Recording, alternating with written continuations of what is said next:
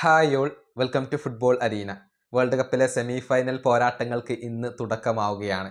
കരുത്തരായ ഫ്രാൻസും സ്പെയിനും തമ്മിലാണ് ആദ്യ സെമി ഫൈനൽ മത്സരത്തിൽ ഏറ്റുമുട്ടുക. ഇന്ന് അർദ്ധരാത്രി ഇന്ത്യൻ സമയം 12:30 ഈ മത്സരം നടക്കുക.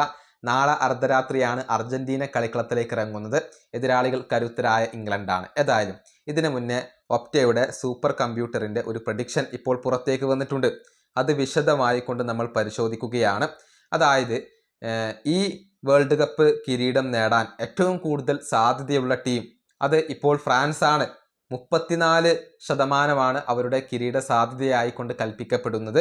അവർ ഫൈനലിൽ എത്താനുള്ള സാധ്യത 57%.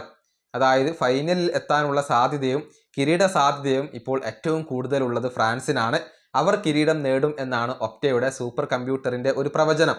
ഇനി രണ്ടാം സ്ഥാനത്ത് സ്പെയിനാണ് വരുന്നത്. 24% അവരുടെ ഒരു കിരീട സാധ്യതയായിക്കൊണ്ട് വരുന്നത്. അതേസമയം അവർ ഫൈനലിൽ എത്താനുള്ള സാധ്യത അത് 43%. ഇനി അതിനുശേഷം ഇംഗ്ലണ്ട് വരുന്നു. 23% ഇംഗ്ലണ്ടിൻ്റെ ഒരു കിരീട സാധ്യത. അവർ ഫൈനലിൽ എത്താനുള്ള സാധ്യത 53%. നാലാം സ്ഥാനത്താണ് അർജന്റീനയുള്ളത്. അതായത് ഈ 4 ടീമുകളിൽ ഏറ്റവും പിറകിൽ അർജന്റീനയാണ്. അർജന്റീന കിരീടം നേടാനുള്ള സാധ്യത അത് 20%. അവർ ഫൈനലിൽ എത്താനുള്ള സാധ്യത 47%. ഇങ്ങനെയാണ് ഒപ്റ്റയുടെ സൂപ്പർ കമ്പ്യൂട്ടറിൻ്റെ ഒരു പ്രഡിക്ഷൻ ഇപ്പോൾ കടന്നു വരുന്നത്.